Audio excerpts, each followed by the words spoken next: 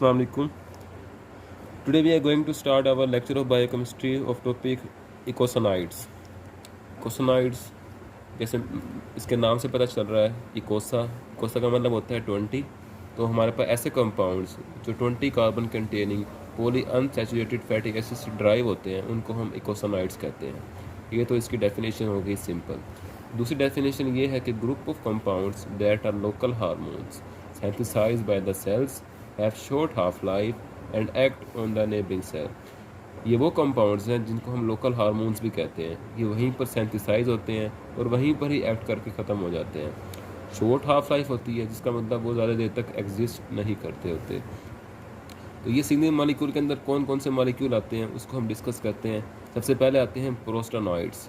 प्रोस्टानॉइड्स के अंदर दो फर्दर डिवीजन हैं. एक हमारे पास है प्रोस्टाग्लैंडिन की क्लास, दूसरा हमारे पास थ्रोम्बोक्सेन्स.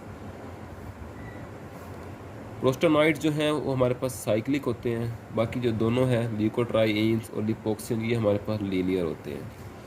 अब हम प्रोस्टाग्लैंडिन की बात कर रहे हैं. प्रोस्टाग्लैंडिन 5 मेंबर्ड रिंग है, यानी जिसको हम कहते हैं साइक्लोपेंटेन रिंग. ये वो कंपाउंड्स हैं जो हेल्प करते हैं इन्फ्लेमेशन के अंदर, स्वेलिंग के अंदर, सेंसिटिविटी रिएक्शंस के अंदर और रेडनेस के अंदर. जबकि थ्रोम्बोक्सेन जो है वो 6 मेंबर्ड रिंग कंपाउंड्स हैं. अब प्रोस्टानॉइड जो दोनों के मिल के बना था, प्रोस्टाग्लैंडिन से मिल के बना था, थ्रोम्बोक्सेन से मिल के बना था. अब इसके अंदर कौन कौन से रिंग होंगे? इसके अंदर 5 मेंबर्ड रिंग भी होगा और 6 मेंबर्ड रिंग भी होगा. जबकि ल्यूकोट्राइएन्स और लिपोक्सिन जो है वो लीनियर कंपाउंड्स होते हैं. अब हम इकोसोनाइड की सिंथेसिस की बात करते हैं. जैसे हमने देखा इकोसोनाइड 2 टाइप के थे. एक हमारे पास साइक्लिक थे, दूसरे हमारे पास लीनियर थे. तो साइक्लिक इकोसोनाइड्स साइक्लो ऑक्सीजनेज पाथवे के ज़रिए सिंथेसाइज होंगे. जो लीनियर हैं वो लिपो ऑक्सीजनेज पाथवे के ज़रिए सिंथेसाइज होंगे. अब इन दोनों के अंदर जो एक कॉमन बात है वो ये है कि दोनों का प्रिकर्सर सेम है. दोनों एराकिडोनिक एसिड से सिंथेसाइज होते हैं. एराकिडोनिक एसिड हमारे पास कहाँ से आता है? वो हमारे पास सेल मेम्ब्रेन के फास्फोलिपिड से आता है under the action of enzyme cytosolic phospholipase A2. अब हम डिस्कस करते हैं साइक्लो ऑक्सीजनेज पाथवे को. साइक्लो ऑक्सीजनेज पाथवे के हमारे पास 3 स्टेप्स हैं. पहला स्टेप है कि हमारे पास एराकिडोनिक एसिड की release. Arachidonic acid membrane bounded phospholipid से रिलीज़ होता है under the action of enzyme phospholipase A2. कैसे रिलीज़ होता है? हमारे पास ब्रेन से भी एक स्टिमुलस आता है. वो स्टिमुलस क्या होता है? वो एक हार्मोन होता है एपिनेफ्रिन की फॉर्म में. ये हार्मोन आके ब्रेन के ऊपर एक्ट करेगा, वहाँ से फास्फोलिपिड रिलीज़ होंगे. जब वो रिलीज़ होंगे तो इस एंजाइम के अंडर आके वो एराकिडोनिक एसिड के अंदर कन्वर्ट हो जाएंगे. जो सेकंड स्टेप है, एराकिडोनिक एसिड की ऑक्सीडेशन होगी और साइक्लाइजेशन होगी. और साइक्लाइजेशन होगी तो हमारे पास PgG2 बनेगा और उसके बाद under the action of enzyme हमारे पास ये कन्वर्ट हो जाएगा PgH2 के अंदर. PgH2 है वो हमारे पास एक इमीडिएट प्रिकर्सर मॉलिक्यूल है जो कि यूज़ होता है for the synthesis of a number of prostaglandins. अब हम साइक्लो ऑक्सीजनेज पाथवे को डायग्राम देख रहे हैं. सबसे पहले हमारे पास फास्फोलिपिड जो कि मेम्ब्रेन के साथ बाउंड थे, under the action of epinephrine वहाँ से रिलीज़ हुए. फिर वो under the action of phospholipase A2 arachidonic acid के अंदर कन्वर्ट हो गए हैं. एराकिडोनिक एसिड कन्वर्ट हो गए. नेक्स्ट स्टेप हमारे पास क्या था? PgG2 की फॉर्मेशन था. PgG2 की फॉर्मेशन के लिए जो हमारे पास एंजाइम है वो साइक्लो ऑक्सीजनेज है. साइक्लो ऑक्सीजनेज को हम COX से भी रिप्रेजेंट करते होते हैं. जब PgG2 बन जाएगा उसके बाद पर ऑक्सीडेज इसके ऊपर एक्ट करेगा और वो PgH2 के अंदर कन्वर्ट हो जाएगा जो कि प्रिकर्सर मॉलिक्यूल है for a number of prostaglandins. अब हम देख रहे हैं कि इसके एंजाइम्स के इनहिबिटर कौन कौन से हैं. इस हमारे पास रिएक्शन के अंदर कौन सा एंजाइम है और उसका कौन सा इनहिबिटर है. यहाँ पर देखें फास्फोलाइपेज A2 जो हमारे पास फास्फोलिपिड्स को एराकिडोनिक एसिड के अंदर कन्वर्ट कर रहा था, उसका इनहिबिटर हमारे पास कोर्टिकोस्टेरॉइड है. जब हमारे पास कोर्टिकोस्टेरॉइड होगा तो ये इस रिएक्शन को इनहिबिट कर देगा. दूसरा हमारे पास इनहिबिटर है non steroidal anti inflammatory drugs. Non steroidal anti inflammatory drugs को हम NSAIDs से भी रिप्रेजेंट करते होते हैं. ये हमारे पास इनहिबिटर है साइक्लो ऑक्सीजनेज, इसको हमने COX से भी कहा था. साइक्लो ऑक्सीजनेज हमारे पास 2 टाइप्स के होते हैं. यहाँ देखिए साइक्लो ऑक्सीजनेज 2 टाइप्स के होते हैं. एक कॉन्स्टिट्यूटिव है यानी कि ये कांस्टेंट रेट पे प्रोड्यूस होते हैं. दूसरा हमारे पास इंड्यूसिव है. इंड्यूसिव है यानी कि ये सिर्फ उस वक्त प्रोड्यूस होंगे जब हम इसकी इंडक्शन करवाएंगे, जब हम इसको इंड्यूस करवाएंगे, ये सिर्फ तब प्रोड्यूस होंगे. जो कॉन्स्टिट्यूटिव है वो हमारे पास होम्योस्टेसिस फंक्शन के अंदर इस्तेमाल होते हैं, और जो इंड्यूसिव है या इन्फ्लेमेशन करवाते होते हैं।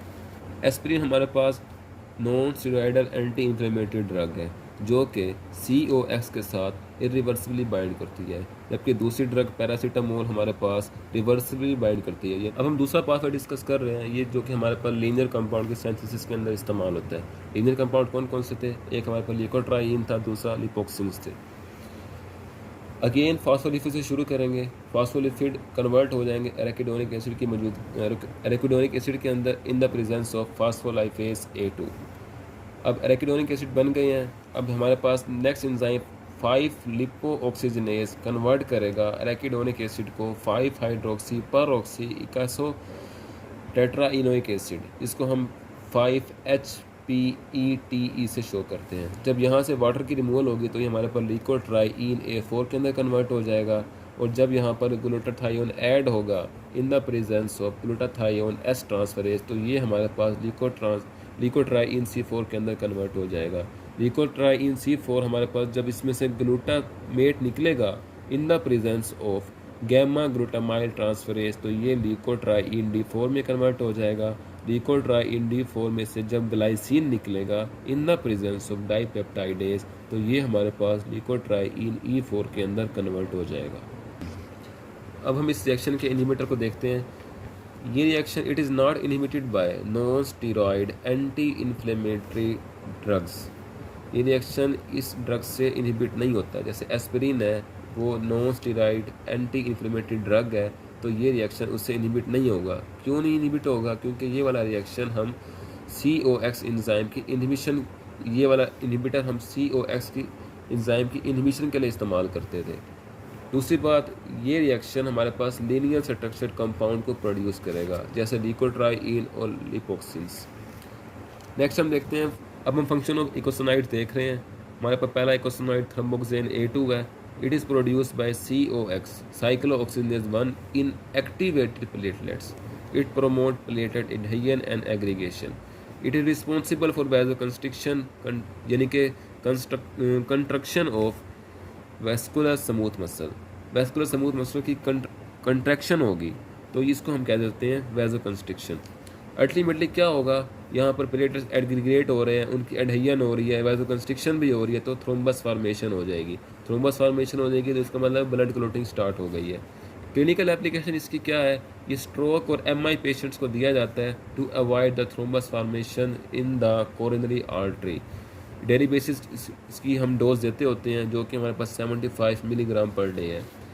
दूसरा इकोसोनाइड हमारे पास प्रोस्टासाइक्लिन है, इसको हम PGI2 से शो करते होते हैं। It is produced by cyclooxygenase 2 in vascular endothelial cell. It stimulate vasodilation and inhibit platelet aggregation, involve in smooth muscle relaxation.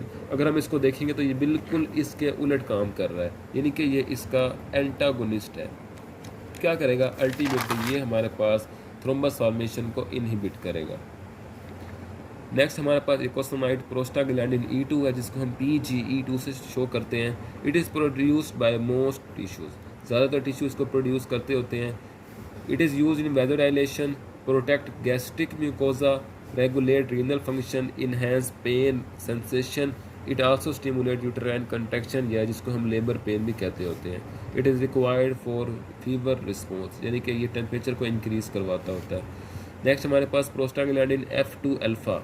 It is produced by most tissue, stimulate vasoconstriction and bronchoconstriction, यानी कि bronchus जो हमारे पास lungs के अंदर bronchi होती है उनकी भी कंस्ट्रिक्शन करवाता है। It is also involve in the contraction of smooth muscle. It is also involve in uterine contraction, क्योंकि ये हमारे पास लेबर पेन को भी इंड्यूस करवा रहा है। नेक्स्ट हमारे पास लिकोट्राइइन B4 है।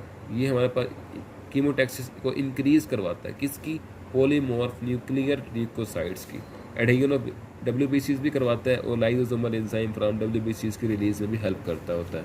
नेक्स्ट हमारे पास जो 3 प्रोडक्ट्स बन रही थी लिपोऑक्सीजनेज पाथवे के अंदर, LTC4, LTD4, LTE4, उन सब का एक कॉमन फंक्शन है। वो स्मूथ मसल की कंट्रैक्शन करवाते होते हैं, वैसो एंड ब्रोंकोकंस्ट्रिक्शन करवाते होते हैं, वैस्कुलर परमिबिलिटी को इंक्रीज़ करवाते होते हैं, और वो हमारे पास slow reactive substance of anaphylactic reaction में भी उसका भी कंपोनेंट्स बनाते होते हैं।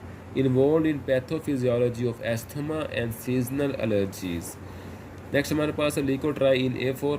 It is produce by platelets WBC mast cell heart and lungs vascular tissue.